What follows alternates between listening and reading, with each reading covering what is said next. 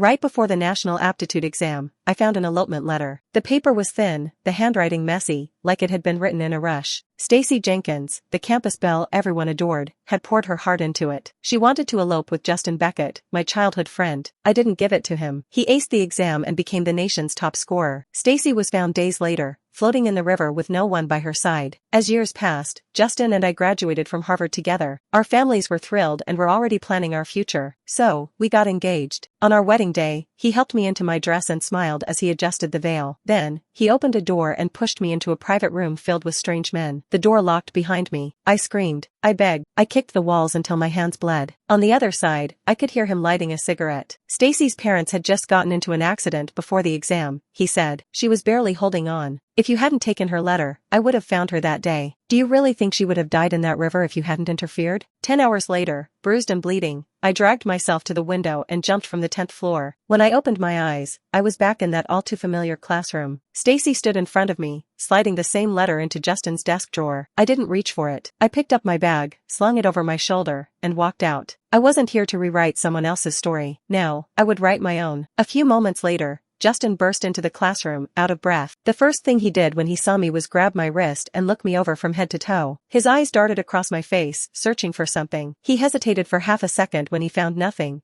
then turned and rushed to his desk. He opened the drawer. There it was. Stacy's letter, still neatly folded, exactly where she had left it. Justin didn't say a word, didn't even glance at me. He just shoved past and bolted from the room. I followed at a distance, stopping when I reached the stairwell. Below, I saw him reach Stacy in just a few strides. She had barely made it to the bottom. He caught her by the arm. She turned away, resisting, but then he leaned in and said something only she could hear. She froze, then burst into tears. When he wrapped his arms around her, she collapsed into him like she had been waiting for it all along. I stood there, silent, watching. I promise you, Justin said, his voice low but firm. I swear I'll never leave you again. I don't care if I have to retake the exam. You're the most important test in my life. That was when I knew. Justin had been reborn, too. Stacy's voice turned soft, almost playful. Aren't you scared I'll drag you down? Justin cupped her cheeks and replied without missing a beat. Being with you? Who cares about college? A quiet laugh escaped me. In his past life, Justin had taken everything for granted. He never knew what it meant to fail and never understood how much power and opportunity a prestigious degree could offer. All he remembered was that I had stood in the way of his white moonlight. So be it. I let him go. I hoped he wouldn't regret it. Later that evening, while I was buried in my review notes, Justin texted me. Don't say anything you shouldn't. I stared at the message for a moment, then typed back one word. Okay. He didn't need to warn me. I had no intention of interfering with his life this time. We were just neighbors, after all. Right after I finished a mock test and stepped outside to take out the trash, I saw them. Justin's parents were dragging him out of the back seat of their car. Aunt Evelyn didn't hesitate. She smacked him hard on the back of the head. So you think you're a big man now? Planning to elope right before the most important exam of your life? Have you completely lost your mind? Justin struggled, trying to wrench himself free. Dad, Mom, I love her. Stacy and I love each other. Uncle Richard raised his hand and slapped him clean across the face. You ungrateful little brat. Then they saw me. Relief spread across both their faces like a wave. Aunt Evelyn rushed over, her voice instantly softer. Thank God, Rian, you're here. Just seeing you calms us down. This idiot's gotten himself tangled up with some girl from school, and now he wants to run away with her. Please, talk some sense into him. Since we were kids, Justin had always been the wild, golden boy, and I'd been the dependable one. The example, the fixer. Every time he messed up, I was the one who pulled him back, but not this time. Justin's gaze snapped to mine. His eyes narrowed, dark with betrayal. It was you. I knew it. You told them, didn't you? He stepped forward and said, can't you just stay out of my business for once? Why do you always have to interfere? And just like that, the image of my past life flashed through my mind. I had been pinned down by a group of men, trapped in that room, begging and crying out for help. Justin had stood just outside the door, a cigarette between his fingers and a smirk curling on his lips. A chill ran down my spine at the memory. Without thinking, I took a step back. Uncle, Auntie, I'm really sorry, I said, keeping my tone polite, but I need to focus on studying. I don't want to get involved in anything related to Justin. I hope you understand. Justin froze. He hadn't expected my answer because I'd usually rush in, trying to fix everything like always. But this time, I turned on my heel and ran. Justin opened his mouth, maybe to argue or beg, but I was already gone. Over the next few days, my parents kept me updated. Justin's parents had put him under house arrest. His phone was taken away, and he was completely cut off from Stacy. No contact, no escape. And honestly, that made me smile. Even without me, his parents still knew how to drag him back from the edge. That was fine. That was their job now. Mine was simple. Stay out of it and take care of myself. As long as I stayed focused, everything would fall into place. If the questions were the same as before, I would top the national rankings this time, no doubt. Still, I didn't let myself relax. Not even a little. 10 complete practice tests every day. I pushed myself until my hands cramped. On my walks home, I drilled vocab aloud, block after block. When it happened, I was right in the middle of reviewing Latin word roots. A van screeched to a halt beside me. Right then, rough hands yanked me off the street and dragged me into a narrow alley. "What are you doing? Let me go." My backpack was ripped open. Fingers clawed at my sleeves, and in an instant, panic crashed down like a wave. That sharp, blinding terror was all too familiar. This was it. The same sickening fear I felt in my final moments in that past life. The same helplessness. Then came the clicks. Dozens of them. 7 or 8 cameras flashed in my face. Bright, cruel bursts catching every angle of my shame. And then I saw him. Justin stepped into the alley as if it were a stage built just for him. Eerily calm, he stopped in front of me and held up a neat stack of glossy, freshly printed photos. "If you open your mouth again, these go all over Eastbridge." "Justin," my voice trembled. "This is illegal. You can't." I curled into myself, trying to shield my body with shaking arms. But Justin didn't care or flinch. He just sneered and said, "So what? What's the point of following the rules? Stacy says this is the time in life to go wild. Why waste it?" There was even a touch of pride in his smile. "Rian, you've never been in love. That's why you don't understand." But he was wrong. Of course, I had. I loved him. Meanwhile, one of the men behind him whistled low, eyeing me. "Justin, there's nobody around. Shame to waste a body like that. She's gorgeous." The others laughed. I could feel their eyes crawling across my skin. Suddenly, a sharp crack echoed. Justin's boot slammed into the nearest guy's knee, and he fell, howling in pain. "Say that again and you'll leave without your leg," he said flatly. The man blanched. In fear, he slapped himself hard across the face, again and again. "I'm sorry. I was out of line. I'm sorry, Justin." Justin didn't even look at him. He turned to me instead. "I'm heading to Eastside Lake with Stacy for a week. Don't even think about telling my parents." A week. That was exactly when the exam would take place. After that, he dropped the stack of photos at my feet. One of the men gave me a greasy smile. "Keep a few for yourself. Hell of a body. Should be proud." Then it started to rain. They left without another word. And just like that, I was alone. I crouched in the alley, soaked and shaking, and gathered the photos individually. I wanted to tear them apart, every single one, but I couldn't do it. They were evidence. Even though they turned my stomach and I wished I could burn them, I had to hold on to them. I clenched my teeth and stood up, still shaking and soaked. I didn't stop until I got home, where I made a promise to myself. Once I achieved the top scorer title, I would take these photos directly to the police. I studied like my life depended on it for the next 7 days. Because it did. Then came the national aptitude exams. The morning of the test, I stepped out of the car and immediately spotted Uncle Richard and Aunt Evelyn pacing at the gate, both shouting into their phones in a panic. A black car skidded to a halt seconds later. Justin was dragged out by 2 bodyguards, thrashing and yelling. "I planned it. It was my idea." Stacy stumbled out behind him, crying and smeared with mascara.